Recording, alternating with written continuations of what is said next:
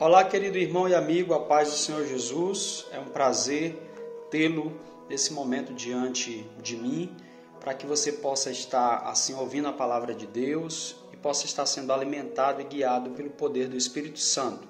Quero te agradecer por ter acessado esse vídeo no meu canal. Quero louvar a Deus pela sua vida e pedir que você se inscreva, compartilhe, para assim nós difundirmos a mensagem do Evangelho de Jesus. Hoje nós vamos dar continuidade àquele estudo que começamos a respeito dos últimos dias. Nós vamos estar continuando falando sobre esse assunto, entendendo que é um assunto importante, é um assunto atual e é um assunto que nós precisamos conhecer para termos uma compreensão correta e assim acreditarmos também de uma maneira correta. Mateus capítulo 24, o Senhor Jesus falando sobre os últimos dias, a partir do versículo 3, ele responde a pergunta dos seus discípulos. Os seus discípulos disseram: diz-nos, quando sucederão essas coisas? Que sinal haverá da tua vinda e do fim dos tempos? Então os discípulos fazem aqui três perguntas para Jesus. Três perguntas. Diz-nos, quando sucederão essas coisas? Que sinal haverá da tua vinda e do fim dos tempos? Por que os discípulos fazem essa pergunta? A gente precisa voltar um pouco. Em Mateus capítulo 24, a partir do versículo 1, os discípulos estão admirados com a estrutura, com a arquitetura do templo, e eles mostram para Jesus: olha, mestre, como é belo, como é bonito a construção. E Jesus afirmou para eles: não ficará pedra sobre pedra que não seja derrubado. E aí eles se espantaram, porque o templo era o símbolo da fé, o símbolo religioso de todo judeu. O próprio Senhor Jesus, quando foi ao templo, ele purificou esse templo, expulsando os cambistas e aqueles que estavam fazendo negócios. E ele afirmou: a casa do meu pai será chamada casa de oração, e vós tendes convertidos ela em covil de ladrões. Então, o templo tinha uma importância muito grande, é tão tal que até hoje os judeus eles anseiam pela reconstrução. Porém, existe toda uma questão política que envolve outras partes, o que não permite que eles construam esse templo, mas eles empreendem esforços para a reconstrução desse templo nos dias atuais. Então Jesus ele fala: não ficará pedra sobre pedra que não vai ser derrubado. E isso de fato aconteceu. 70 anos depois de Cristo, houve ali a demolição através do Império Romano, e isso trouxe bastante tristeza para os judeus. Então eles perguntam: quando é, Senhor, que vai acontecer essas coisas? Que sinal haverá da tua vinda? Que sinal haverá também do fim dos tempos?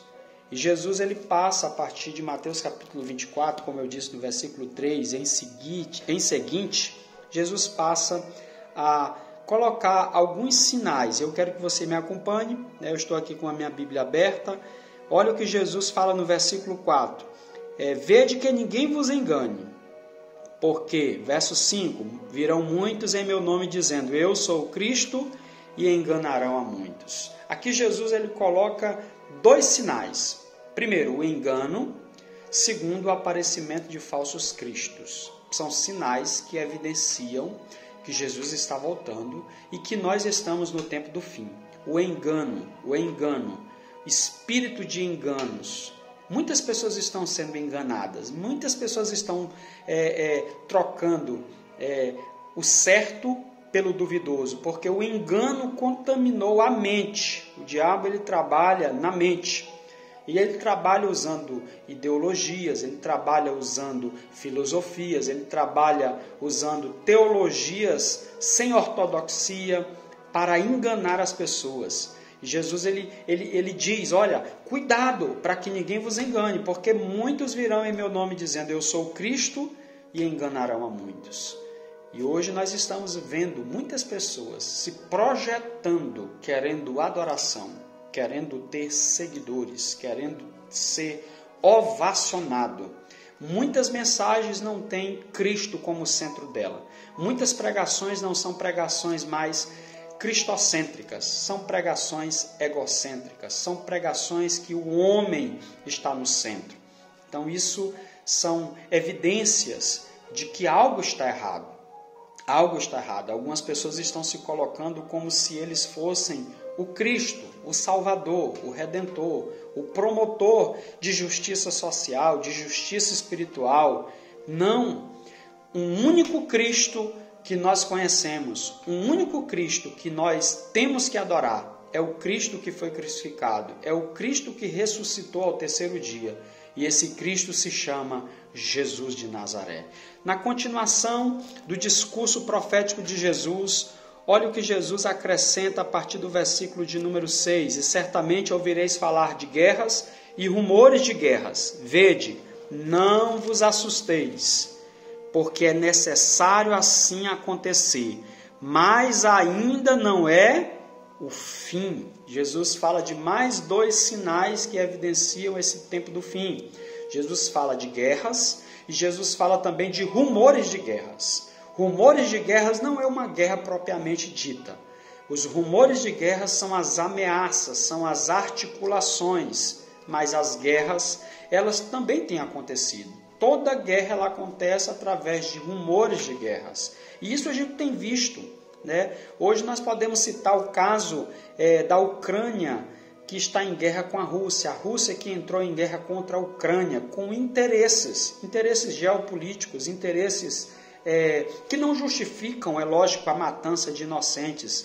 Tudo isso são evidências proféticas do que aquilo que Jesus falou está acontecendo paulatinamente diante dos nossos olhos. Olha o verso 7. Portanto, se levantará nação contra nação, reino contra reino, haverá fomes, terremotos em vários lugares, porém tudo isso é o princípio das dores. A partir do verso 7 nós temos mais alguns sinais que evidenciam o tempo do fim.